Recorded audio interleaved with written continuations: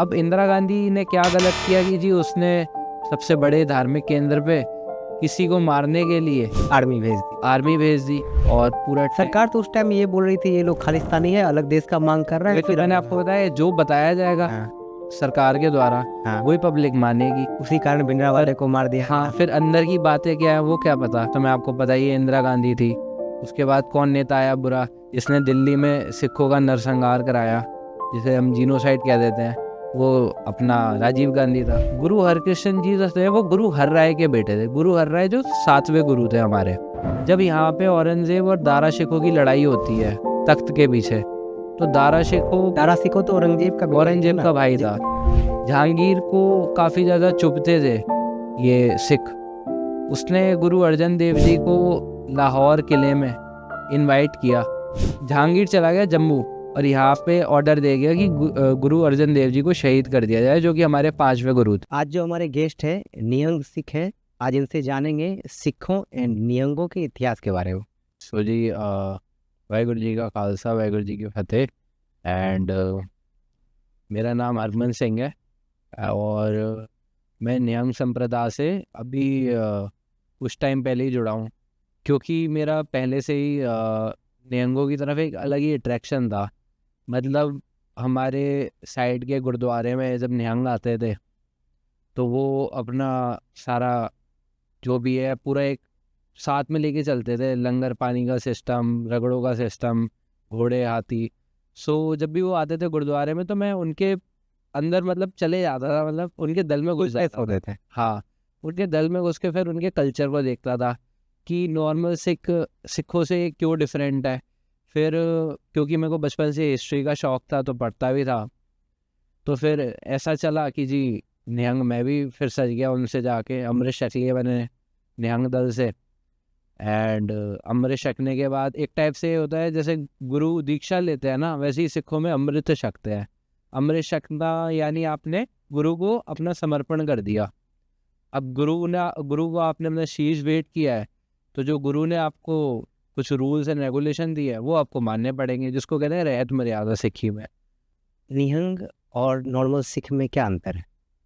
जी देखिए, नॉर्मल सिख तो 2 प्रकार के आप मान सकते हो, एक सहजधारी और एक अमृतधारी। सहजधारी जो सिख होते हैं वो मतलब सहज यानी प्रैक्टिसिंग की प्रैक्टिस कर रहे हैं, बट अभी एग्जीक्यूट नहीं किया उन्होंने अपना जितना भी। एक टाइप से अमृत छकना माना जाता है सिक्खी में कि मेन चीज़ है, मतलब केश बढ़ाना, कड़ा पहन लेना। फिर उसके बाद एक स्टेज आती है, ये तो सारे ही सिख करते हैं, उसके बाद होता है अमृत छकना। अमृत छकने के बाद 5 चीज़ें धारण कर लेता है एक सिख। 5 चीज़ें होती है, ककार होते हैं 5 ककार, कड़ा, केश, कंगा, किरपाण और कशहरा। ये 5 चीज़ें धारण करके रहत मर्यादा में आके वो सिख अमृतधारी बन जाता है। तो ये हो गए। फिर एक आते हैं निहंग सिंह। निहंग सिंहों का फिर ऑल कल्चर थोड़ा डिफरेंट हो जाता है। जस्ट लाइक अ साधु। हाँ, जस्ट लाइक अ साधु कह लो। अब वो नीला बाणे में ज़्यादा रहता है, नीले कपड़ों में। एंड थोड़ा उनका कल्चर इस वे से डिफरेंट होता है कि वो जो खालसा फौज गुरु गोबिंद सिंह जी ने 300 साल पहले बनाई थी, वो उसके मेंबर होते हैं। खालसा तो सारे ही हैं। खालसा फौज क्यों बनाया गया था? खालसा फौज ये देखिए 1699 जी 1699 की बैसाखी को गुरु गोबिंद सिंह जी ने एक ऐलान किया कि अब कोई भी जात, कोई भी पात, कुछ भी हो, वो सबको उन्होंने एक करना था। क्योंकि उस समय नीड ऑफ टाइम था कि भाई मुगलों ने यहाँ पे अटैक करना है और सबको मार देना है, या तो सबको मुसलमान कन्वर्ट कर देना है। तो उस समय कास्ट सिस्टम में बड़ा बटा हुआ था सोसाइटी, ब्राह्मण, दलित, ऊंच नीच। अब इस चीज़ों में कोई उलझा रहेगा या फिर मुगलों से लड़ेगा। अब उन्होंने क्या किया, उन्होंने फिर ऐलान किया कि बैसाखी पे कुछ बड़ा इवेंट होएगा। सो उन्होंने बैसाखी पे 5 लोगों से शीशों की मांग करी थी। 5 लोगों ने अपने शीश भेंट किए थे। भाई दया सिंह, जो मैंने आपको बताया लाहौर के खत्री थे, ऐसी भाई धर्म सिंह, भाई हिम्मत सिंह, भाई मोहकम सिंह और भाई साहेब सिंह। ये 5 में क्या खास बात थी कि 5 अलग अलग वर्ण, अलग अलग जाति और अलग अलग स्टेट से आते थे। हाँ, स्टेट से भी अलग थे और जाति भी अलग थी सबकी। कोई जाट था, कोई खत्री था, कोई आपका नाई था, ऐसे करके नीचे से लेके ऊंची जाति के 5 लोग आए। अब उन्होंने अमृत छका और फिर गुरु साहब टेंट से जब लाए उनको तो सब ने नीली कलर की ड्रेस पहनी हुई थी। फिर उन्होंने कहा ये है खालसा, खालसा ये रूप है खालसे का, नीली ड्रेस में। एंड अब ना जाति है ना वर्ण है, कहते हैं ना हम चूड़ा ना कुम्हार ना हम खत्री। तो कास्ट सिस्टम को उन्होंने ख़त्म कर दिया भाई खालसा बना के। तो ये जो खालसा बनाया गया, ये क्या मुगल से लड़ने के लिए बनाया गया था क्या? ये उस समय की जो चैलेंजेस थे, आप कह सकते हो उससे भी लड़ने के लिए बनाया गया था, क्योंकि कास्टिज्म भी बहुत फैला हुआ था उस समय पे। अब देखिए कास्ट वाली सोसाइटी होगी तो भी बंदा ग्रो, मतलब नीचे तो नीचे रह जाएंगे, ऊपर वाले ऊपर उठ जाएंगे। वो चीज़ से भी ये एक टाइप से फाइट कर रहा है ना। और एक ये मुगलों से भी फाइट करेगा, क्योंकि उन्होंने संत सिपाही बना दिया कि भाई माला पकड़ के तो सारे ही बैठे हैं, पर माला के साथ तलवार और पकड़ ले तो सामने वाला तुम पे हमला नहीं कर सकता। तो संत सिपाही बना दिया उन्होंने खालसे को। फिर उन्होंने 5 प्यारों से खुद अमृत छका। फिर वो कहते हैं वाहो वाहो गोविंद सिंह आपे गुर चेला, मतलब खालसा तो 5 पहले बना दिए उन्होंने, फिर वो खुद भी खालसा उन्होंने बनना था तो 5 से अमृत छका। तो छठे खालसा गुरु गोविंद सिंह जी बन गए। अच्छा, वो गोविंद राय से गोविंद सिंह बन गए, गुरु गोविंद सिंह। वो गोविंद राय था उनका नाम क्या? उनका गोविंद राय था नाम। अच्छा, कहाँ के थे? पटना के थे क्या गुरु गोविंद सिंह जी? गुरु गोविंद सिंह जी, उनका जन्म पटना में हुआ था। जी जी जो उनके पिताजी थे गुरु तेग बहादुर जी हाँ। और माता गुजरी जी, जी जब वो अपने उदासी होते हैं ट्रेवल्स, जब वो अपनी उदासी पे जा रहे थे आसाम की साइड कामाख्या देवी टेम्पल, तो उन्होंने पटना में इनको कहा कि आप लोग यहीं रोके, हम आगे होके आते हैं। उस समय पे इन्होंने जन्म लिया गुरु गोविंद सिंह जी ने पटना शहर में, अच्छा माता गुजरी जी के कोख से। अच्छा तो इनका जन्म वहाँ हुआ। इनके स्टार्टिंग के 4 साल वहीं बीते थे, गंगा नदी के किनारे पटना शहर में। अच्छा वहाँ पे भी आपने सुना होगा कंगन घाट है, हाँ बाल लीला साहब गुरुद्वारा है। तो सारा उनका बालपन वहीं गुजरा। उसके बाद वो अपने पिताजी, मामा जी, माता जी के साथ अनंतपुर साहिब आ गए। अच्छा अनंतपुर साहिब आपका पंजाब और हिमाचल के बॉर्डर पे पड़ता है। अच्छा और एक पहाड़ी है उधर नैना देवी की, और नीचे अनंतपुर साहिब वादियों में बसा हुआ है। तो वहाँ पे उन्होंने अपना नया शहर बसाया। वो शहर बसाया था पहले गुरु तेग बहादुर जी ने, उसका नाम रखा था चकनानकी। फिर उसका नाम अनंतपुर पड़ गया, आनंदा की पुरी की, आनंदों की पुरी है भाई ये तो। अच्छा अब गुरु तेग बहादुर जी जो थे, उनकी भी जो हिस्ट्री है वो भी काफ़ी इंटरेस्टिंग है। कि गुरु तेग बहादुर जी जब गुरु गोविंद सिंह जी के साथ यहाँ आ गए और टाइम बहुत अच्छा चल रहा था, तभी भाई औरंगजेब यहाँ पे रूल कर रहा होता है दिल्ली में। अच्छा हाँ जी। तो दिल्ली में इसका ये ऑर्डर था कि जितने भी हिंदू हैं उन सबको मुसलमानों में कन्वर्ट करा देना है। हाँ तो उसके लिए इसने सबसे पहले पकड़ना था सबसे ऊंची कास्ट ब्राह्मण, क्योंकि ब्राह्मण सबसे इंटेलिजेंट होते हैं। हाँ उस समय में कश्मीर में लोग जाते थे ज्ञान लेने के लिए, हाँ जो कश्मीर के भट्ट होते थे ब्राह्मण। हाँ बटुआ तो उसका ये मानना था कि अगर इनको कन्वर्ट कर लूँगा तो इनके पीछे सारे आ जाएंगे। तो जब ये 17 मन जनेऊ उतरवा के खाना खाता था, 17 मन, अच्छा इतने लोगों को कन्वर्ट कराता था या फिर मारता था औरंगजेब इतने लोगों को। तो इतने लोगों को कन्वर्ट कराने के बाद काफ़ी ज़्यादा परेशान हो गए कि यार ऐसे तो धर्म ही खतरे में आ जाएगा। तो पंडित कृपाल दास अनंतपुर साहिब में गुरु तेग बहादुर जी के पास आए थे, अच्छा कुछ कश्मीरी पंडितों के साथ। तो उन्होंने कहा था कि ये ऐसे हमारा धर्म बहुत तलवार की नोक पे कन्वर्ट करा रहा है। तो उन्होंने कहा गुरु तेग बहादुर जी ने कि उनको कह दो जाके, अगर वो तुम्हारे गुरु का धर्म परिवर्तन करवा लेते हैं तो हम भी राजी राजी कर लेंगे।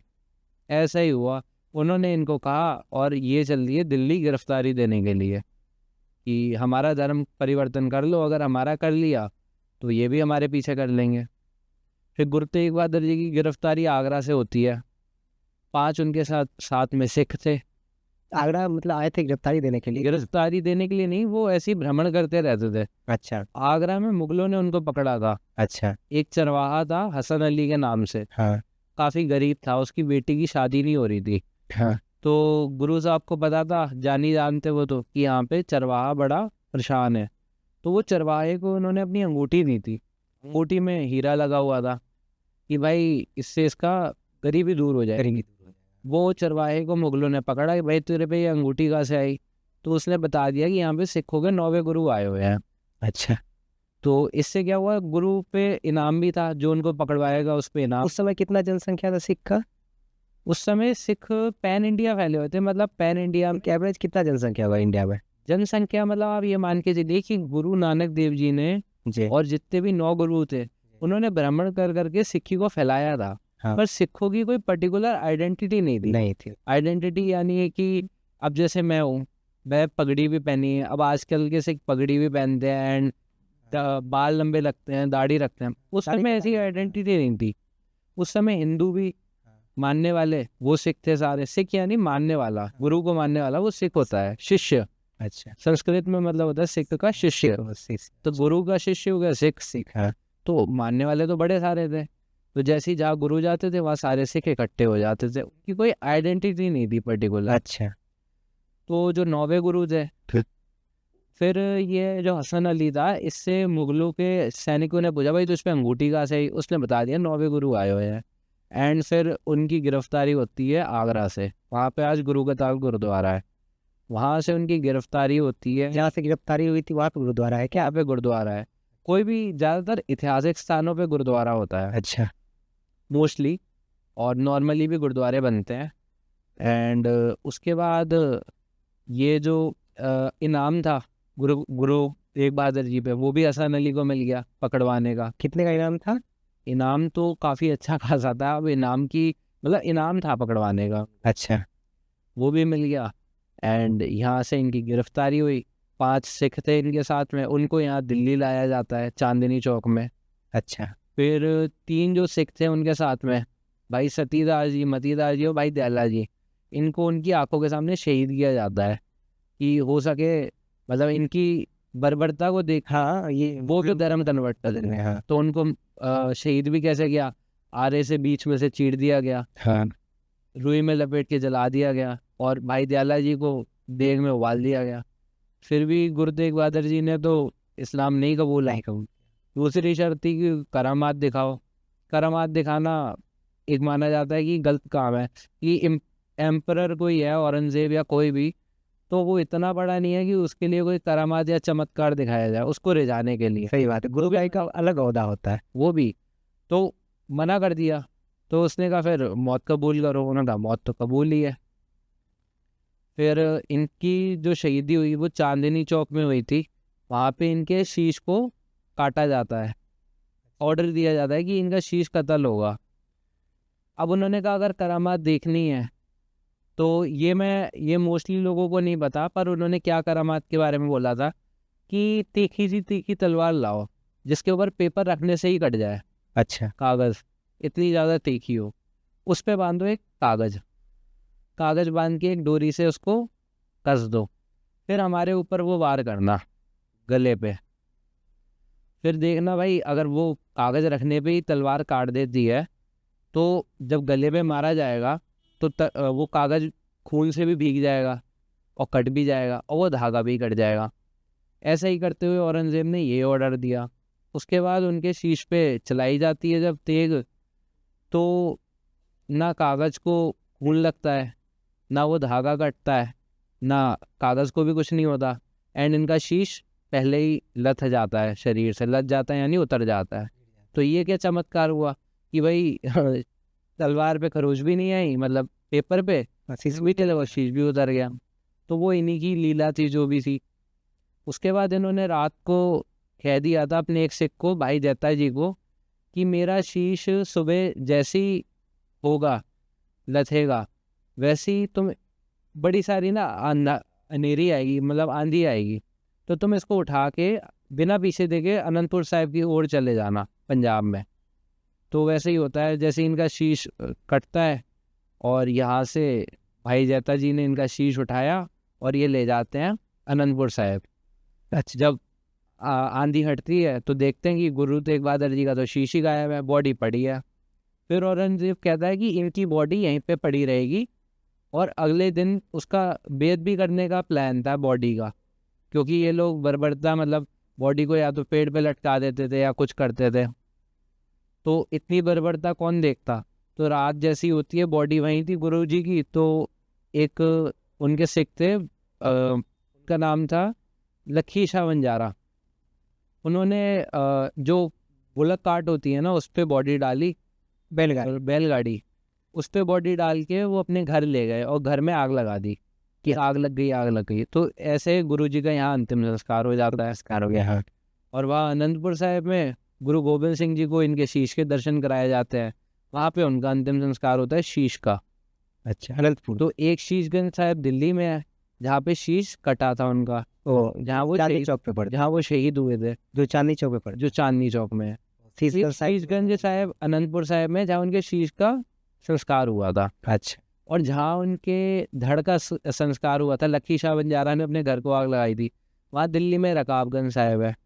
रकाबगंज साहिब जो पार्लियामेंट के पास है, आपको पता होगा। हाँ हाँ। एंड फिर जो उनकी अस्थियाँ थी उसको उसने वहीं गाड़ दिया था, लखी शाह बंजारा ने। बाद में बाबा बघेल सिंह ने खुदाई वुदाई करवाई थी, वहाँ मस्जिद बना दी थी किसी ने। खुदाई वुदाई करवाने के बाद जब रिसर्च हुई तो वहाँ पे फिर गुरुद्वारा बनाया गया था। अच्छा। ये काफ़ी सारे ऐसे पॉइंट्स हैं जो रिवील्ड नहीं है, काफ़ी किसी ग्रंथ में लिखा है, काफ़ी किसी ने ऑथर ने लिखा है, तो पर ये रियल इतिहास है जो हुआ था। गुरु तेग बहादुर सिंह जी से पहले कौन से गुरु थे? अच्छा, गुरु तेग बहादुर जी से पहले आपने सुना होगा गुरु हरकृष्ण जी, जिनका बंगला साहिब गुरुद्वारा है। अच्छा। बंगला साहिब गुरुद्वारा उन्हीं का ही है, तो वो इनसे पहले गुरु थे। वो सबसे छोटी उम्र के गुरु हुए हैं। मात्र कितना एज था उनका? उनका मतलब 5 साल की एज में उनको वो मिल गई थी, गुरुगद्दी मिल गई थी। अच्छा। तो उनकी एज छोटी काफ़ी कारणों से थी, और उनको गुरुगद्दी क्यों जल्दी मिली ये भी बहुत सारे कारण थे इसके पीछे। तो गुरु हरकृष्ण जी जो थे वो गुरु हर राय के बेटे थे। गुरु हर राय जो 7वें गुरु थे हमारे। अच्छा। तो जो 7वें गुरु थे उनका निवास था कीरतपुर साहिब पंजाब में। अच्छा। अब उनका था एक दवाखाना, एशिया का सबसे बड़ा दवाखाना था उस समय का। अच्छा। तो जब यहाँ पे औरंगजेब और दारा शिकोह की लड़ाई होती है तख्त के पीछे, तो दारा शिकोह तो औरंगजेब का भाई था। भाई था ना? हाँ भाई था, तो बड़ा भाई था। और शाहजहाँ सबसे ज्यादा प्यार दारा शिकोह करता था। और दारा शिकोह लायक था और ये नालायक था। हाँ, दारा शिकोह लायक क्या मतलब, वो सेक्युलर था, वो हर धर्म की इज्जत करता था। हाँ। उसने कई वेद पुराण और शास्त्र संस्कृत से पर्शियन में ट्रांसलेट किए थे। तो ये दारा शिकोह की खास बात थी। ये औरंगजेब को पसंद नहीं थी क्योंकि वो कट्टर मुसलमान था। तो यहीं पे सीन होता है कि दारा शिकोह दिल्ली से भाग के आता है कीरतपुर साहिब। वहाँ पे एक नदी का नाम सतलज नदी, उसके इस किनारे पे वो खड़ा होता है, और वहाँ पे गुरु साहब के 2200 घुड़सवार होते हैं। तो जब मुगलों की सेना यहाँ से देखती है तो उनको लगता है भाई ये सपोर्ट कर रहे हैं, मतलब सिखों के गुरु दारा शिकोह का सपोर्ट कर रहे हैं। तो औरंगजेब इस बात से काफ़ी खफा हो जाता है। औरंगजेब कहता है कि गुरु हर राय जी को ऑर्डर है कि वो मेरे दरबार में प्रकट हो, मतलब मुझे आके दर्शन दे। दर्शन क्या है, क्योंकि वो तो उस समय का हिंदुस्तान का बादशाह था, हाजिर हो जाए। अब गुरु हर राय जी ने कहा कि हम मलेश के सामने हाजिर नहीं हुए। तो उन्होंने फिर अपने बड़े बेटे, जो उनका बड़ा बेटा था वो था राम राय, बाबा राम राय। तो वो जो बड़े बेटे थे वो समय 12 साल के थे। तो उन्होंने कहा कि तुम उसके सामने जाओगे, तुमको मैं हर एक चीज़ दे के भेजूँगा, सारी बरकतें, सारी जो भी चीज़ तुम कहो, स्वयं मेरी ज़ुबान, मतलब जो तुम बोलोगे वो सत्य हो जाएगा, पर कुछ भी ऐसा मत बोलना जो बादशाह को रिझाने के लिए हो। तो गुरु राम राय, जो बाबा राम राय थे, वो यहाँ आते हैं मजनू का टीला आपने सुना होगा दिल्ली में। यहाँ पे आके वो अपना टेंट लगाते हैं। अच्छा, उस टाइम भी था कि मजनू का टीला ही नाम था क्या? मजनू का टीला ये आपका गुरु नानक देव जी से समय का नाम है, मतलब 500-550 साल पुराना नाम है मजनू का टीला। यहाँ पे एक मजनू होता था। अच्छा। मजनू जो कि भगवान को प्राप्त करना चाहता था, मुस्लिम फकीर था। अच्छा। तो उसका नाम मजनू पड़ गया था। अच्छा। जैसे लैला मजनू, पर वो लवर वाला मजनू होता है। ये मजनू है जो भगवान को अपना वो मानता है कि ये मेरा लवर है। अच्छा। भगवान लवर है। तो उसके नाम पे ये टीले का नाम मजनू का टीला पड़ा था। हाँ, अब गुरु राम जो बाबा राम राय थे वो यहाँ पे आके अपना टेंट लगाते हैं, डेरा लगाते हैं। और औरंगजेब को पता पड़ता है कि ये दिल्ली की सरहद पे आ गए हैं। दिल्ली तब काफ़ी छोटा था, हाँ, दिल्ली का पूरा एरिया। वर्ल्ड सिटी था, 14 इसके दरवाजे थे, और मजनू का टीला काफ़ी दूर का एरिया था। तो इनको पता पड़ता है कि जी ये आए हुए हैं। अब इन्होंने कहा अगर वो उसमें कोई करामात होगी या वो सिखों के गुरु का बेटा है तो कुछ ना कुछ चमत्कार तो होगा ही। हाँ, होना ही चाहिए। हाँ, तो उन्होंने कहा कि लेट्स टेस्ट इट, देखते हैं कि टेस्ट करके। हाँ, क्या हो सकता है। हाँ, तो इनके काजी मौलवियों ने साथ में सलाह करी कि क्या किया जाए। तो इन्होंने बकरा भेज दिया साथ में, मतलब खाने पीने का सामान भेजा। तो खाने पीने में राशन, पानी और बकरा भेजा पकड़ा हुआ है। कि भाई इसको झटका के खा लो रात के लिए। अब यहाँ पे राम राय के जब टेंटों में ये आया सामान, तो ये तो जान गए थे कि ये क्या करना चाहते हैं। मतलब औरंगजेब का ये प्लान था कि ये बकरा इनको भेजेंगे और ये खा जाएंगे मार के। फिर ये सुबह बोलेंगे कि अगर तुम में रियलिटी में पावर है या कुछ ऐसी करामात हो कि तुम मालिक हो, तो ये बकरा जो तुमने खा लिया इसको जिंदा करके दिखाओ। अच्छा। हाँ, अब वो जिंदा कैसे होता, क्योंकि भाई कोई बंदा मर जाता है वो तो जिंदा हो नहीं नहीं सकता। हो सकता है। अब ऊपर से उसको खा लो खाने तो वो कहाँ से आएगा। हाँ, अब बाबा राम राय ये बात जानते थे। उन्होंने अपने सिखों को कहा कि भाई ये खा लो, झटकाओ, जो भी इसने भेजा है झटकाओ, और रोटी रोटी खा के अपना लंगर पानी कर लो। खा लिया जी, क्योंकि राजे महाराजे थे, ये तो शिकार शुकूर करके बकरा हिरण ये सब तो खाते ही थे। अब उतने में क्या सीन होता है कि यहाँ पे ये कहते हैं बाबा राम राय अपने एक सिख को कि इसकी जो इतनी बड़ी एक टंगड़ी थी है ना, वो दे आओ वो काजी को जिसने प्लान बनाया है। अच्छा। वो जाता है रात को उसके घर पे और कहते हैं लो जी आपके लिए प्रसाद लाए हैं हम बना के। अच्छा। अब फ्री का मीट कौन छोड़ता है। ओ उसने ले लिया जी, अरे कोई नहीं जी, बल्ले बल्ले। उसने कहा आज रात को पार्टी है, तो उसने ले ली वो टांग। ठीक है, अब सुबह होती है और इनका प्लान एग्जीक्यूट होता है औरंगजेब वालों का कि इनसे अब बोलेंगे वो बकरा जो तुमने खा लिया था वो जिंदा करके दिखाओ। और बाबा राम राय ने अपने सिखों को कहा था कि इसकी जो खाल है, जो हड्डियाँ है, वो फेंकना मत, वो उतार के एक जगह रख देना। तो सुबह लोग आते हैं, बकरे की खाल और हड्डियाँ इकट्ठा करते हैं, उसको जिंदा कर देते हैं बाबा राम राय। अच्छा। हाँ, जिंदा कर देते हैं। और औरंगजेब के जो 2 दूत आते हैं उनको कहते हैं भाई इसको ले जाओ। पर उसकी एक टांग गायब थी पीछे की, बकरे की, हाँ, जो मौलाना का। जो मौलाना का आई थी। अच्छा। तो उन्होंने कहा कि इसको ले जाओ और बादशाह के सामने पेश कर दो। तो ये लोग ले गए। तो बादशाह ने कहा यार बकरा तो वही है, निशानी भी इसकी वही है ना, टांग किधर है? पैर किधर है? पर टांग किधर है। तो टांग जी किसने खाई थी, मौलाना जी ने। तो बाबा राम राय यहाँ पे जीत गए। उन्होंने कहा भाई मौलाना पे तो पावर होगी ना, उससे कहो वो लगा देगा टांग। अच्छा। आपने बकरा जिंदा करने की कहा था, जितना हमारे पास था हमने उतना जिंदा कर दिया है। अब जो जितना रह रहा है वो मौलाना जी जिंदा कर देंगे, एक टांग वो लगा देंगे। यहाँ पे वो फंस गया। तो फिर औरंगजेब को लगा कि यार इनमें कुछ ना कुछ तो सुपर नेचुरल पावर है। अच्छा। ऐसी वहाँ पे कुआं है मजनू का टीला पे। तो फिर क्या उनको छोड़ दिया गया? नहीं छोड़ने की, उनको पेश करवाया गया अपने दरबार। दरबार में पेश किया गया फिर? और पेश करने के बाद उन्होंने, औरंगजेब जो था उसने बाबा राम राय से काफ़ी सारे सवाल पूछे कि जंगली हाथी, दारू जो पी लेता था पुराने ज़माने में, लड़ाकू हाथी, उसको शांत किया बाबा राम राय ने, उस पर बैठ के राइडिंग कर दी। तो ये हैरान कि 12 साल का बच्चा इतना करामाती कैसे हो सकता है। जो एक कुआं था उसके ऊपर उसने ऐसे चद्दर बिछा दी और कहा बाबा राम राय जी को बैठ जाओ। और वो चद्दर ऐसी लग रही थी जैसे फ्लैट सरफेस हो, पर नीचे वो था कुआं, यानी कैविटी थी, कोई भी गिर सकता था। अच्छा। पर बाबा राम राय जी हवा में ही झूलते लग गए, हाँ। नीचे गिरे नहीं। उसने पूछा कि भाई गीता में लिखा है कि, या महाभारत में है कि श्री कृष्ण ने छोटी उंगली पे गोवर्धन पर्वत उठा लिया था, ये सत्य हो सकता है। तो बाबा राम राय ने मोती मस्जिद अपने एक हाथ पे उठा ली है, जो मोती मस्जिद लाल किले में है। अच्छा। ऐसे करके उन्होंने 72 करामातें उनको दिखाई, चमत्कार, औरंगजेब को। तो तभी औरंगजेब ने पूछा कि ये आपका एक गुरु ग्रंथ साहब जी में एक कोट है, मिट्टी मुसलमान की पेड़े पे को म्यार। इसमें मुसलमानों की तौहीन करी गई है, तौहीन यानी बेइज्जती करी गई है। तो ऐसा क्यों है? तो बाबा राम राय ने कहा कि वो मिट्टी मुसलमान की नहीं, मिट्टी बेईमान की है। अच्छा। अब यहाँ पे उन्होंने क्या किया, बादशाह को रिझाने के लिए हाँ। गुरबाणी की तुकें बदल दी, तुकें यानी लाइन। अब वो चीज़ जब गुरु हरराय जी को पता पड़ी तो उन्होंने कहा कि जिस दिशा में तुम्हारा मुंह है वहीं निकल जाओ, मेरे मत्थे मत लगना, आज से अच्छा। तुम हमारे पुत्र नहीं हो। है। हाँ, उनको सिख धर्म से उन्होंने बाहर निकाल बाहर दिया। निकाल। तो ये वापस औरंगजेब पे आए।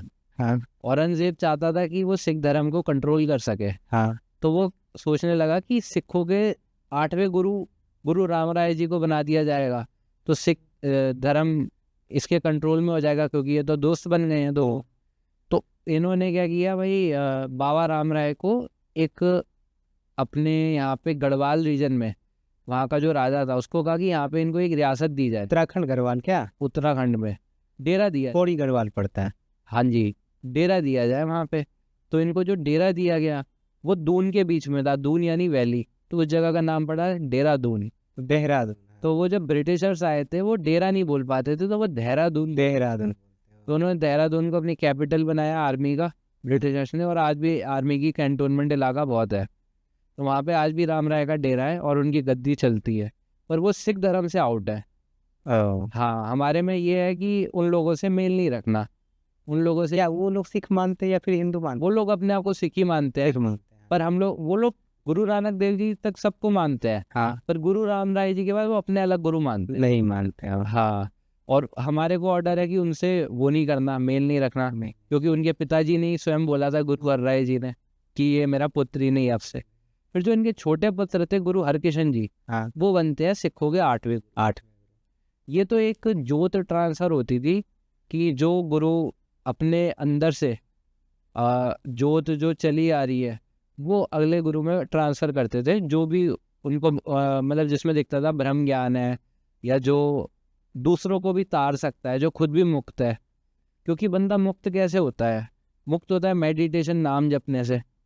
तो जो उस अवस्था को प्राप्त कर लेता है उसको गुरु बना दिया जाता है। हमारे में जैसे कहते हैं आप मुकत मोहे तारे, खुद तो मुकत भी हो और दूसरे बंदे को भी तार सके। क्योंकि हमारे सबका मकसद यही है कि मनुष्य जूनी में अब आए हैं तो इस चीज़ का लाभ उठाते हुए भगवान में वापस विलीन होया जाए, सही बात जो है। परम ब्रह्म है। कहने की जी गुरु बनाना काफ़ी ज़्यादा ज़रूरी है, क्योंकि गुरु एक टाइप से ना आपको उतार सकता है दूसरे लोकों में, आपका सवार सकता है सब कुछ। सही बात है। हाँ। इसलिए लोग गुरु दीक्षा लेते गुरु दिशा दिखाते हैं ना। दीक्षा लेते हैं, तुलसी माला काफ़ी लोग धारण करते हैं। वही चीज़ है दीक्षा और अमृत छकने, एक सही प्रॉपर वे में गुरु दिखाते हैं। हाँ जी, प्रॉपर वे में वो आपको बता देते हैं ना, रास्ता दिखाते रास्ता दिखाते हैं। भगवान के बारे में आपको कौन बताएगा? वही बताएंगे। सही। श्री राम जी, श्री कृष्ण जी के गुरु ऋषि संदीपनी जी थे। ऐसी 2 गुरु थे उनके, एक शस्त्र विद्या के और एक शास्त्र विद्या के। इनके बारे में पता है आपको? हाँ जी, वो तो अब पता तो रखना ही चाहिए जी। अच्छा। और जो राम जी थे उनके शायद गुरु विश्वामित्र थे, हाँ। जिन्होंने उनको सारा ज्ञान दिया कि कैसे प्राप्ति करनी है उसकी। ऐसी काफ़ी ज़्यादा चीज़ें हैं, तो मतलब डीप है, मतलब आप रिलेट करोगे ना हर एक चीज़ को, तो आपको कोई भी चीज़ बहुत आसानी से सिंप्लीफाई हो जाएगी, है ना। अब गुरु हरकिशन जी जो थे वो छोटी उम्र में गुरु बन जाते हैं। तो यहाँ पे कितने साल के एज में बन गए वो? 5 साल की एज में बन गए थे। 5 साल के हाँ। हुए थे। अब राजा जो जय सिंह थे यहाँ पे दिल्ली में, वो जो मुगलों के साथ यहाँ पे काम करते थे, राजपूत रूलर, वो सिख गुरुओं को काफ़ी ज़्यादा मानते थे, तो उनकी आस्था काफ़ी थी। तो यहाँ पे चेचक की बीमारी फैल गई थी, मीजल्स, चिकन उस पॉक्स। टाइम बहुत होता था। हाँ उस टाइम में एक बार में बीमारी होता था, पूरा गांव का गांव साफ हो जाता था। हाँ, और उस समय ऐसा बीमारी हुआ था कि पूरा दिल्ली साफ हो जाता। हाँ। तो इन्होंने यहाँ पे बुलाया, उनको इनवाइट किया कि आप यहाँ पे आए और दिल्ली में इनका कष्ट हरें।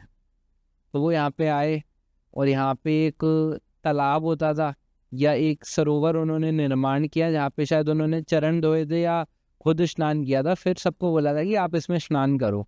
अच्छा। फिर जब उसके अंदर लोगों ने स्नान किया तो उनके रोग हरे गए, सारी बीमारी खत्म। सारी बीमारी खत्म हो गई, जो चिकन पॉक्स, मीजल्स, जो चेचक की बीमारी थी वो समाप्त हो गई। और उस जगह जो सरोवर है वो बंगला साहिब में आपने देखा होगा, एक सरोवर है, तो वो वही सरोवर है। हाँ। वो जो बंगला था वो राजा जय सिंह का था, जिसमें उन्होंने इनवाइट किया था।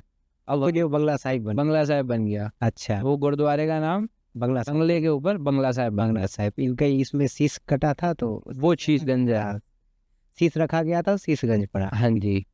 और मतलब हर गुरु से रिलेटेड अलग अलग गुरुद्वारे हैं।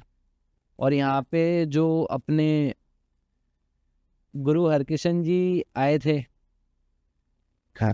तो जो गुरु हरकिशन जी थे, अब मीजल्स के रोग तो सबका हरा गया, पर उनको रोग हो गया मीजल्स का, क्योंकि उन्होंने सबके रोग अपने ऊपर ले लिए। अच्छा, तो उनकी छोटी सी उम्र में, आयु में, डेथ हो गई। हाँ, डेथ हो गई। वो ज्योति ज्योत समा गए। और डेथ हुई उनकी यहाँ पे बाला साहब गुरुद्वारा है दिल्ली में, उस जगह पे उन्होंने अपने प्राण ज्योति ज्योत समा गए थे, त्यागे थे। फिर उन्होंने मरते समय बोला था कि बाबा बकाला एक टाउन है पंजाब में, उसके मतलब जो अगले गुरु होंगे वो बाबा बकाला में होंगे। तो बाबा बकाला में 22 अलग अलग देहधारी गुरु अपनी गद्दी लगा के बैठ गए थे कि सिखों के 9वें गुरु हम हैं। तो उसकी भी एक अलग स्टोरी है। वो गुरु तेग बहादुर जी कैसे आए, वो उनकी स्टोरी है कि गुरु तेग बहादुर जी गुरु गद्दी उनको कैसे मिली।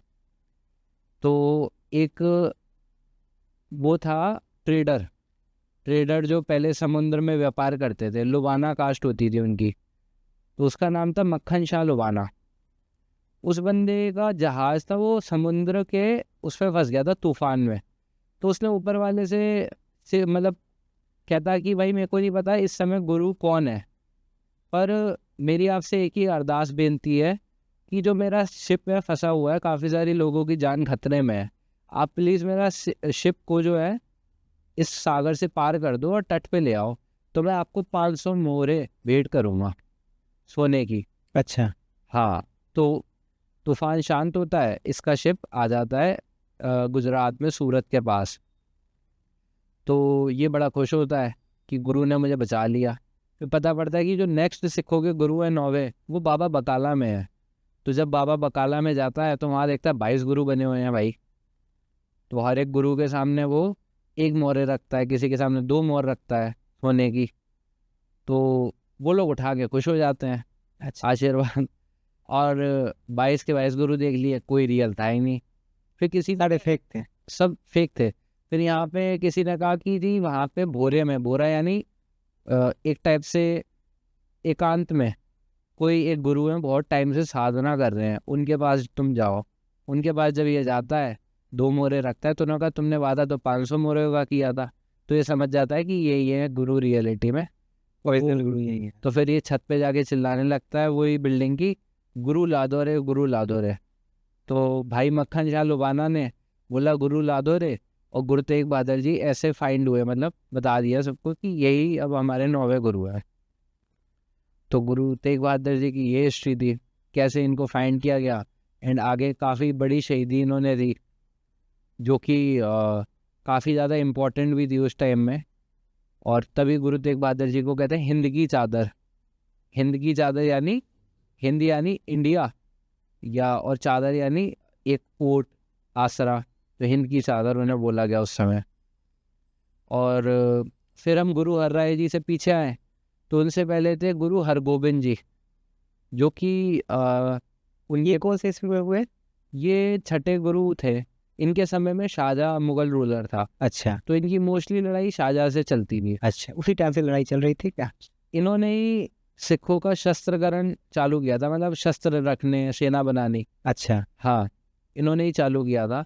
इन्होंने सृजना करी थी। आप गोल्डन टेम्पल जाएंगे दरबार साहब, तो उसके सामने एक गुरुद्वारा है अकाल तख्त साहिब। अच्छा, हाँ जी, अकाल तख्त साहिब आपने काफ़ी ज़्यादा न्यूज़ में भी सुना होगा। हाँ, तो वो उसकी सृजना स्वयं गुरु हरगोबिंद जी ने करी थी। अच्छा, वो तख्त इन्होंने दिल्ली के तख्त से ऊंचा बनाया था। अच्छा, ऊंचा माने कि दिल्ली का तख्त जो मुगलों का तख्त है, उससे ऊपर अकाल का तख्त। अकाल यानी टाइमलेस थ्रोन, जो सदैव रहेगा। अब दिल्ली का तख्त आप जाओ तो कुछ भी नहीं है वहाँ पे, और वो उठा के नादिर शाह ले गया था पिकॉक थ्रोन।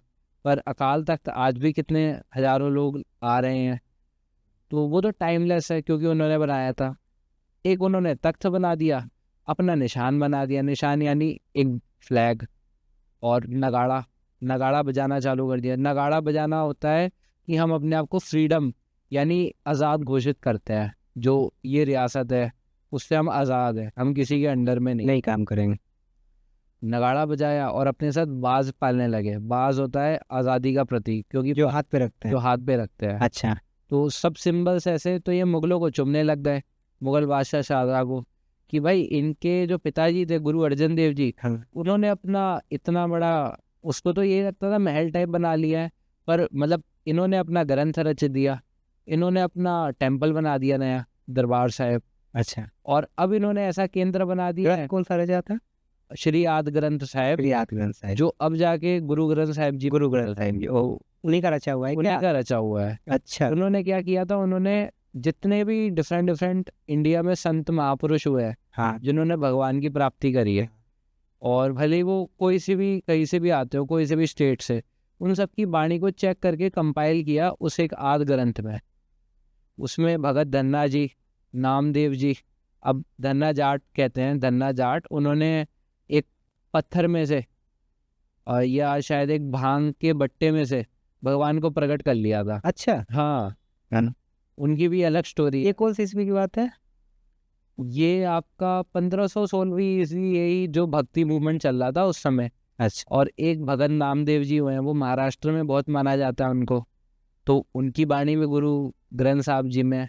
एक बाबा फरीद जी हुए हैं, वो सूफी संत हुए हैं, जो आपने गाना सुना होगा, कागारे तुसे इतनी अरज, मोरे मोरे चुन चुन खाइयो मांस, ना खाइयो तो नैना मोहे, मोहे पिया मिलन की आस।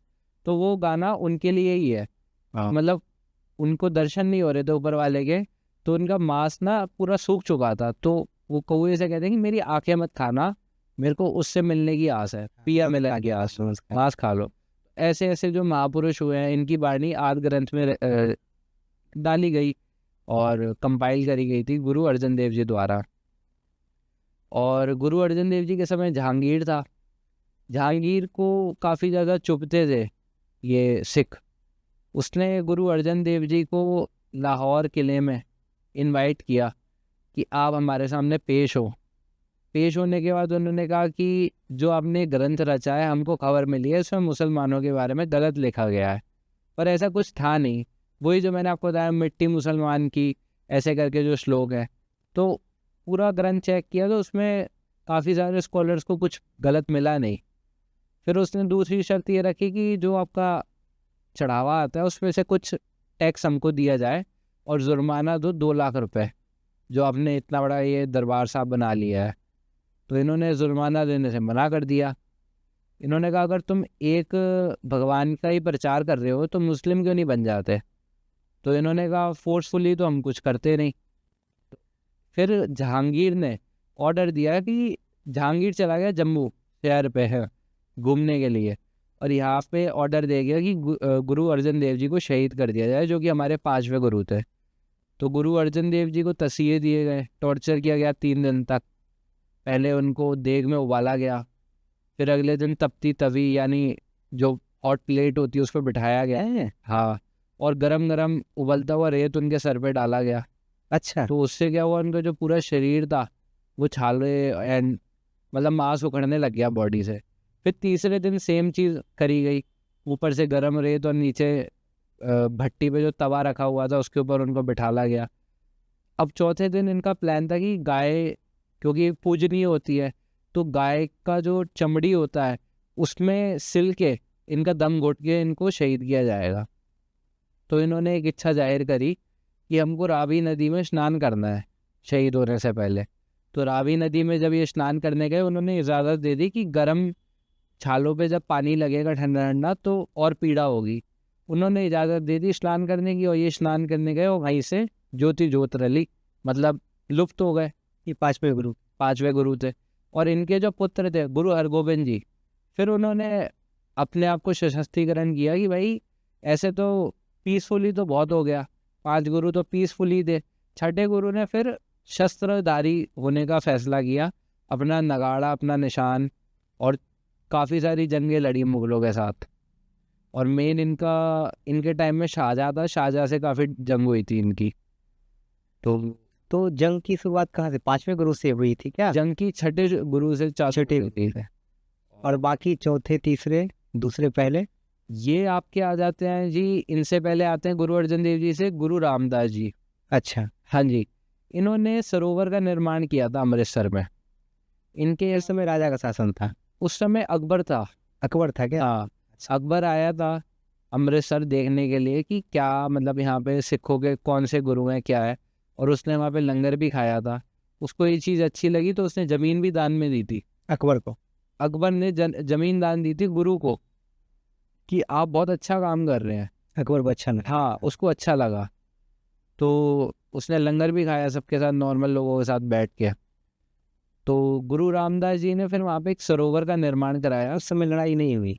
लड़ाई उसके बाद? लड़ाई हुई जहांगीर के समय। जहांगीर के? जहांगीर को भड़काने वाले बड़े लोग थे।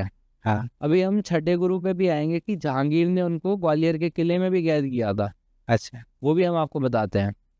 अब जो गुरु रामदास जी थे उन्होंने सरोवर बनाया और एक शहर बसाया रामदाससर मतलब उनका नगर, और वहाँ पे एक सरोवर का निर्माण कराया। ऐसे काफ़ी सारे सरोवरों का निर्माण कराया गया पंजाब में? हाँ जी, क्योंकि जहाँ नदी नहीं होती थी वहाँ एक कैनल या सरोवर उसकी ज़रूरत होती थी जहाँ से डेली की चीज़ें पूरी हो सकें। एक आप मान लो टैंक टाइप, है ना।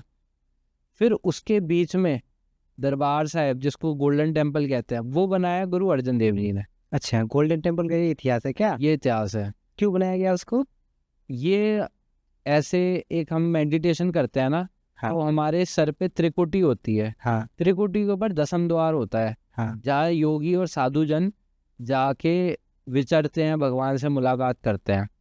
क्योंकि हमारे 9 दर जो हैं, 9 हमारे मतलब बॉडी में 9 छेद हैं, छिद्र जो खुले हुए हैं।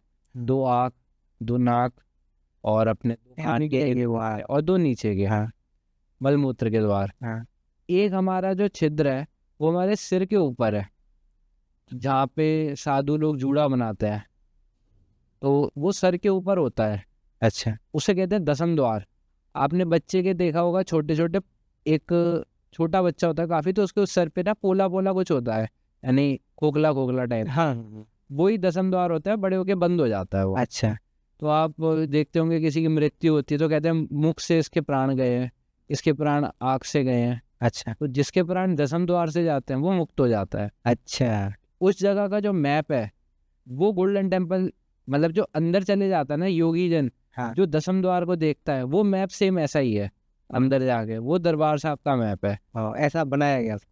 हाँ जी, जैसे उसके 4 दरवाजे हैं। अच्छा। वैसे ही हमारे सर पे आप देखोगे तो एक ये त्रिकोटी, 2 कान और एक पीछे, ऐसी 4 उसके दरवाजे हैं। और बीच में जाके कहते हैं कि हरि का वास है, यानी भगवान का वास है। अच्छा। तो ये हरि मंदिर बनाया गया। और ये सरोवर के बीच में, सरोवर क्या है, हुआ पानी। पानी। और हम कहते हैं गुरु हमको भवसागर से पार लगाएगा। अच्छा। बीच में से एक रास्ता जा रहा है गोल्डन टेम्पल की तरफ। अच्छा। तो वो बीच में हम कहते हैं सचखंड। सचखंड यानी उसका निवास, हरि का निवास किधर है, सचखंड के अंदर। उधर जाने के लिए एक रास्ता है। वो रास्ता कौन सा है, नाम का रास्ता। जो नाम जपेगा, भले आप राधा राधा, हरि हरि, राम राम, कोई भी नाम जपे, हाँ। आप उस तक पहुंच सकते हैं नाम जपने के थ्रू। और जो सागर है वो दर्शा रहा है कि भवसागर। भवसागर क्या है, माया। माया में जो हम सब फंसे हुए हैं, अहंकार, लोभ और आपका काम वासना, ये सब माया हो गई। इस सब से बाहर निकल के नाम जपने से हम सचखंड में प्रवेश करते हैं। तो वो एग्जैक्टली हमारे शरीर का ही मैप बनाया गया है जो हमारे सर के ऊपर है। अच्छा, यहाँ योगी जन, साधु जन, ये सब विचरते हैं। हम तो खैर माया में फंसे हुए सारे जीव हैं, हम तो इतनी ऊंची अवस्था नहीं, पर जब जाएंगे वहाँ पे तो वही एग्जैक्ट चीज़ें होती हैं। अच्छा। तो ये गुरु रामदास जी ने उसका गोल्डन टेम्पल बनाया? गोल्डन टेम्पल का सरोवर बनवाया था। उसके बीच में फिर जो नींव रखवाई थी वो गुरु अर्जन देव जी ने रखवाई थी दरबार साहब की। ये तो खैर प्री प्लान्ड ही होता है सारी चीज़ें। पहले सरोवर बनाया गया, फिर वो टेम्पल बनाया गया टेम्पल। तो टेम्पल किसने बनाया? वो बनाया गुरु अर्जन देव जी ने। अच्छा। फिर उसके सामने अकाल तख्त बनाया गुरु हरगोबिंद जी ने। अच्छा, मतलब बारी बारी से सारी चीज़ें बनी। अच्छा। तो ये तो सब प्री प्लान्ड होता है, कुछ समय में कुछ हो जाएगा, फिर उसके कुछ समय होगा। जैसे जो, हाँ। और उनसे पहले गुरु अमरदास जी, उनसे पहले गुरु अंगद देव जी और फिर गुरु नानक देव जी पहले गुरु। अच्छा, हाँ जी, तो दूसरे गुरु हो गए अंगद देव जी, और तीसरे हो गए गुरु अमरदास जी, अमरदास जी, चौथे गुरु रामदास जी, रामदास जी, पांचवें गुरु अर्जन देव। अब गुरु नानक देव जी के समय में बाबर था, गुरु नानक देव जी के बाबर था एक क्या? तो इब्राहिम लोदी था राजा, इब्राहिम लोधी को ही तो हरा के बाबर आया था ना? को हरा के यहाँ बाबर आया था। अच्छा, आप बता रहे थे अकाल तख्त के बारे में। अकाल तख्त के बारे में तो कुछ पॉलिटिक्स भी हो रखा है ना, वो इंदिरा गांधी जी के टाइम पे कुछ अटैक वटैक हो रखा था, गोल्डन टेम्पल, अकाल तख्त, ये सब, हाँ भिंडरा वाला, ये सब बहुत सारा मुद्दा है। हाँ 84 का दंगा है, ये वो सब के बारे में बताओ आप। हाँ जी हाँ जी। हाँ, सो अकाल तख्त तो देखो भाई, अब एक टाइप से सिखों के लिए सबसे मुख्य केंद्र जो है आस्था का, वो क्या है, दरबार साहिब अमृतसर, अच्छा, है ना, जहाँ से आप मान लीजिए कि पूरा सिख रिलीजन कंट्रोल होता है, वो अकाल तख्त है। अकाल तख्त पे हमला करना, हमला क्यों किया गया उस? क्यों किया गया? क्योंकि यहाँ पे एक दमदमी टकसाल के मुखी थे संत जरनैल सिंह भिंडरा वाले। अच्छा, तो ये जो थे, ये सरकार को पसंद नहीं थे कहीं ना कहीं। पसंद क्या, वो क्या खालिस्तान मांगते थे जैसे हम लोग खालिस्तान वो सुनने की बात है, क्योंकि बताया गया है ऐसा मीडिया में। मीडिया किसके अंडर आती है? सरकार के। सरकार जो बोलेगी वो मीडिया दिखाएगी, जो मीडिया दिखाएगी वो पब्लिक जानेगी। नहीं, बताया तो गया था ना उस टाइम कि जैसे कि जनरल सिंह भिंडरा वाले को भी खड़ा करने वाला गवर्नमेंट भी है, उसको मरवाने वाला भी गवर्नमेंट भी है। अब देखिए यहाँ पे बात आ जाती है कि उन्होंने मांग क्या रखी थी। उन्होंने रखा था अनंतपुर रेजोल्यूशन। अनंतपुर रेजोल्यूशन में मांगे क्या थी कि पंजाब में जो एमएसपी है फार्मर्स पे, वो लागू हो खेतीबाड़ी में। ये तब से ही मुद्दा है क्या? ये मुद्दा तब से ही है, तब से क्योंकि कृषि प्रधान देश था। हाँ, वहाँ के पानियों को लेके मसला कि जो पानी हरियाणा में, राजस्थान में डिवाइड होता है, हाँ, उनका कुछ, क्यों भाई, जैसे और जो स्टेट्स होते हैं, उनका जब पानी और स्टेटों को दिया जाता है तो उनको वो स्टेट से कुछ फंड्स मिलते हैं, पर यहाँ पे पंजाब को कुछ भी नहीं मिलता। और यहाँ पे 3 नदियाँ हैं और वैसे भी सूखा पड़ने वाला है, तो ये काफ़ी ज़्यादा आगे की सोच थी। और फिर एक ऐसी मांग थी कि भाई डीडी पंजाबी ऐसे करके एक चैनल हो जिस पे गुरबानी का पाठ हमेशा चले, क्योंकि काफ़ी पंजाबी लोग भी थे उस समय, डीडी नेशनल चलता था। ऐसे करके 9 मांगे थी। और ऐसी जो दुकानदार तबका है पंजाब में, उनको कुछ राइट्स मिले। जो शहीद है इंडिपेंडेंस के लिए, उनकी फ़ोटो और ये गांधी और इनकी हटाई जाए, ऐसे उनकी मांगों में था कि जो शहीद तो काफ़ी सारे हुए हैं पर एक की ही फ़ोटो लगाई जाती है। और एक वुमेंस को लेके भी कोई राइट था। तो ऐसे मुद्दे थे, और ऐसे मुद्दे सरकार रिजॉल्व करना चाहती नहीं थी। उसने इनको क्या बता दिया कि जी ये तो अलग देश मांग रहे हैं। हाँ, तो वो तो अभी तो अनंतपुर रेजोल्यूशन जो था, उसको उन्होंने एक अलग देश का नाम दे दिया खालिस्तान। कि ये खालिस्तान मांग रहे हैं, जबकि ऐसा कुछ था नहीं। फिर उन्होंने अपने मुंह से क्या कहा, अगर वो देना चाहते हैं तो दे दे, नहीं देना चाहते हम नहीं लेना चाहते। मतलब एक ऐसा सिनेरियो रचा गया कि लोगों को ऐसा लगे। तो फिर उस टाइम इतना, उस समय पता चला कि उस समय अंदर बहुत सारा वो गोला बारूद, क्या बोलते, गन वन लेके रखा था वो लोग। गन वन तो ये लोग देखो, इनका कल्चर ही है, मतलब गन शस्त्र ये तो कल्चर में ही था। एंड फिर जब साइड आइड वालों को पता लग गया कि ऐसे गर्म मामले हो रखे हैं, तो उन्होंने सप्लाई भी चालू कर दी। हाँ, पाकिस्तान से आ रहा था इधर, भाई इसी सप्लाई यहाँ से, पाकिस्तान सपोर्ट भी हो रहा था। और वो सपोर्ट कर रहे हैं कि भाई, क्योंकि अब इंदिरा गांधी ने क्या गलत किया कि जी उसने सबसे बड़े धार्मिक केंद्र पे किसी को मारने के लिए, एक बंदे को मारने के लिए आर्मी भेज दी। और उस दिन क्या था, गुरु अर्जन देव जी का शहीदी गुरपुरब था, जिस दिन हाँ हज़ारों के लोग इकट्ठे होते हैं। जिस दिन आपने देखा होगा अभी शबील बटती है, शरबत वाला वो दूध और जो शबील होती है वो बटती है, तो वो दिन पे उसने अटैक करवाया। वो जून का महीना था, शायद 3 जून था, जिस दिन उसने अंदर आर्मी को ऑर्डर दे दिया था।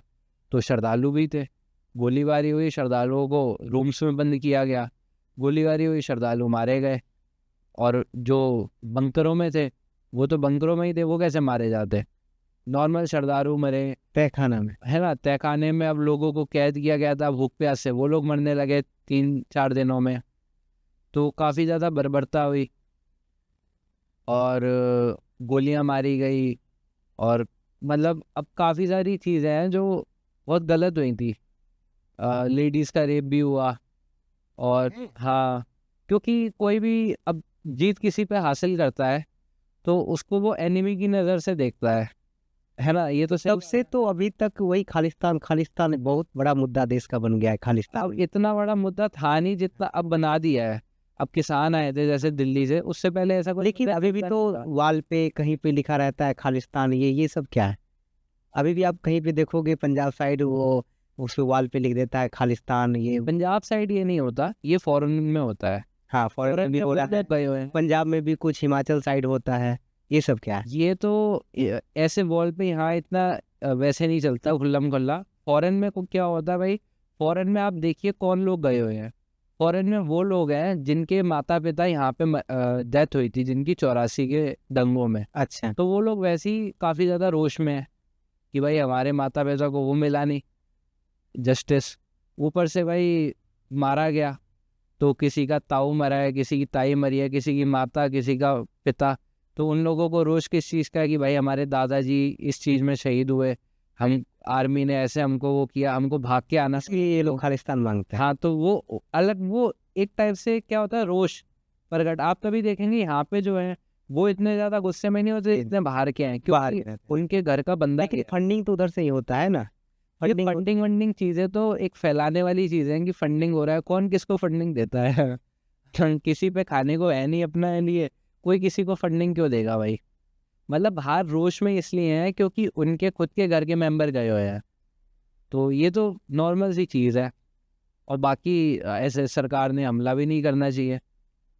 और पूरा सरकार तो उस टाइम ये बोल रही थी ये लोग खालिस्तानी है, अलग देश का मांग कर रहा है। फिर मैंने आपको बताया जो बताया जाएगा हाँ, सरकार के द्वारा हाँ, वही पब्लिक मानेगी। उसी कारण भिंडरावाले को मार दिया। हाँ, फिर अंदर की बातें क्या है वो क्या पता। अब वहाँ तो जनरल शबीक सिंह भी थे। जनरल शबीक सिंह 1971 में मुक्ति वाहिनी सेना को वो करते थे लीड। वहाँ तो योगदान तो है ही ना, सिखों का योगदान तो देश में आज़ादी से वो मिलिट्री में थे। हाँ, आज़ादी से पहले भी, आज़ादी के बाद भी, अभी तक देश में सिखों का योगदान है। अब आप वो डिनाई नहीं हो हाँ, सकता अब आप वर्ल्ड वॉर 1 में देख ले, वर्ल्ड वॉर 2 में देख ले, आज़ादी में देख ले या मुगलों के है। समय। वो तो सिखों का योगदान है ही देश अब वो योगदान है, फौज में। फिर उसको अब एक टाइप से टेररिस्ट बताएंगे तो फिर सबको तो नहीं बताते एक हैं। दिल में हर्ट होता है। हाँ, अब सबको ही, अब एक को किसी को बताया नहीं जाता, कोई से भी पगड़ी वाले को टारगेट किया जाएगा तो ये बोला जाता है। अच्छा। तो इसलिए काफ़ी ज़्यादा कई लोग। अभी भी एक मुद्दा था अमृतपाल सिंह वाला, उसको भी टेररिस्ट बोला गया। अमृतपाल सिंह वाला मुद्दा तो और वो अभी वो गन वन लेके पूरा वो भी लेके चलता था। वो तो अब मैं आपको बता तो रहा हूँ, कल्चर ही ऐसा है। अब कहते हैं कि शस्त्रों को काफ़ी ज़्यादा महत्वता दी जाती है। अब जो अकाल तख्त है वहाँ पे गुरु ग्रंथ साहब का प्रकाश के साथ शस्त्रों का देखिए अभी शस्त्रों का है, लेकिन उनका आप जब वो सुनेंगे वो बोलते भी उसी टाइप से है ना, कि मैं देश नहीं मानता, मैं ये नहीं मानता। वो भी वही रोष लोगों में आ जाते हैं जो रोष, उनको रोष प्रकट करना है। अभी वो बताइए जेल से जीत गए वो, जैसे हाँ, अब बताइए जेल से सांसद बन गए हैं। कितना सपोर्ट होगा उनका वहाँ पे। तो वही चीज़ है। इसका मतलब क्या, जो वहाँ के प्रॉपर सिख है वो प्रॉपर क्या खालिस्तान चाहते हैं क्या? खालिस्तान वाली बात ही नहीं हो रही यहाँ तो। बात मैंने आपको बताया, खालिस्तानी को नाम दे दिया गया। अच्छा, अब आप किसी को, अब आप झूठ को 100 बार झूठ बोलेंगे तो वो झूठ सच हो जाएगा। तो इसलिए किसी को आप रोज़ रोज़ टारगेट करोगे तो वो चीज़ सच हो जाएगी। तो ये प्रोपोगेंडाज होते हैं जो फैलाए जाते हैं। जो बात मेन यहाँ से चालू नहीं हुई थी वो इंदिरा गांधी ने कैसी बना दी, टेररिस्ट बोल बोल के उनको रियलिटी में टेररिस्ट बना दिया। जबकि बात कहा थी अनंतपुर रेजोल्यूशन पे, जो कि नॉर्मल बंदे की मांग थी पंजाब की। तो यही सीन है। फिर भी तो जो अभी रेगुलर 84 के बाद से ही तो वो कांग्रेस की सरकार थी रेगुलर। हाँ 84 के बाद से रेगुलर कांग्रेस की सरकार थी, हाँ जी अभी बीजेपी की सरकार नहीं आई। हाँ, हाँ। फिर भी तो उधर के लोग कांग्रेस को ही सपोर्ट करते हैं, आप बता रहे हैं। अभी तो खैर आप है उधर, अभी आप है ना, तो भगवान। लेकिन उसके बाद से तो रेगुलर कांग्रेस की सरकार थी ना। मतलब मेरा तो ये मानना है कि वहाँ के लोग थोड़ा बुद्धिमत्ता से चलते हैं, एक किसी को टिकने नहीं देते। कभी आप आएगी, कभी कांग्रेस आएगी, कभी आप आएगी। फिर भी बीजेपी को तो अभी तक आने नहीं मिला है। वो उनका माइंड सेट है भाई, बीजेपी को क्यों नहीं आने देते वो। हिंदुत्व की राजनीति करते थे। कुछ रीजन ऐसे हो सकते हैं अच्छा, कि भाई नहीं आप बोल रहे हैं, आप बोलते हैं ना कि कांग्रेस ने हमारे साथ ये किया, लेकिन फिर भी तो आप कांग्रेस को ही सपोर्ट करते हो। अब देखो, आप नेता को देख लोगे तो वो नेता ही बुरा था जो उस समय था। कौन नेता था उस समय, आपको पता ही है, इंदिरा गांधी थी। उसके बाद कौन नेता आया बुरा, जिसने दिल्ली में सिखों का नरसंहार कराया, जिसे हम जीनोसाइड कह देते हैं, वो अपना राजीव गांधी था। गला में टायर लगा के जला दिया। हाँ, वो तो नॉर्मल लोगों ने, उसने तो आदेश दिए थे, और अब वो नेता ही गलत थे। फिर इन लोगों ने क्या किया था, 60 लाख लोगों की हिंदुस्तान में नसबंदी भी कराई थी। हाँ, आपको भी ये भी पता होगा। नसबंदी कराई थी, बुलडोजर चढ़वा शायद 1960 में जो गौ रक्षक साधु थे, उन पे भी इन्होंने गोलियां चलवाई थी। लेकिन मैं वही कह रहा हूँ ना, फिर भी तो जो पंजाब वाले हैं, हाँ। अभी तो आपकी सरकार है, पहले भी तो रेगुलर तो कांग्रेस की सरकार ही रही है ना, हाँ, तो फिर आप लोगों ने फिर बीजेपी को क्यों नहीं सपोर्ट किया? बीजेपी को कुछ रीजंस करके नहीं सपोर्ट करते होंगे, वो उनका लुकआउट है। अच्छा, हाँ, मे बी हो सकता है कहीं वो सीट्स ज़्यादा या ऊपर होती हो, ये तो हर किसी का डेमोक्रेसी है ना। बीजेपी वहां से कभी नहीं जीती है। हाँ। रेगुलर कांग्रेस या अलायंस के साथ बीजेपी काम करती है, हाँ, या फिर रेगुलर कांग्रेस ही जीतती है। अभी तो आपकी पार्टी है, आप पार्टी की सरकार है। अब ये तो वहाँ के लोगों का लुकआउट हुआ कि वो क्यों नहीं जिताते हैं बीजेपी को, एंड इसमें तो उनकी पर्सनल चॉइस है, क्योंकि हमारे यहाँ तो पर्सनली वो योगी आदित्यनाथ सीएम है, तो वो तो काफ़ी अच्छे सीएम है। लाइक करते हैं आप योगी आदित्यनाथ? हाँ, वो तो काफ़ी सिखों का मोदी जी को लाइक करते हैं या नहीं? हाँ, आपने देखा होगा मोदी जी कितनी बार सिखों को अपने सम्मान देते हैं। वो बंदा कभी सिखों के लिए कुछ ऐसा नहीं किया। हाँ, उन्होंने तो कितनी बार पटना साहिब, रकाबगंज साहिब, यहाँ पे आके दर्शन, एक अलग प्यार दिखता है उनका। हाँ, वो उनका तो आप प्रीवियस हिस्ट्री में जाके देखोगे तो आपको काफ़ी सारी चीज़ें दिख जाएंगी। हाँ, तो इसलिए वो सपोर्ट भी करते हैं, है ना। और बाकी वही चीज़ है, बंदे बंदे का नेचर होता है, वो सबको साथ लेने चलने वालों में से हैं। कई लोग होते हैं वो साथ नहीं लेके चलते। मोदी जी सबको साथ लेके प्रोग्रेस करते हैं, सबका साथ सबका विकास, तो यही चीज़ है। So guys, thanks for watching our podcast. आज के हमारे गेस्ट थे हरमन सिंह जी। सवाल और जवाब का सिलसिला यूं ही चलता रहेगा। अगर कोई आप लोगों का सवाल है तो कमेंट्स में बताना ना भूलें। ऐसा ही इंटरेस्टिंग पॉडकास्ट आप लोग को मिलता रहेगा। हमारे चैनल को सब्सक्राइब करना ना भूलें। Thank you.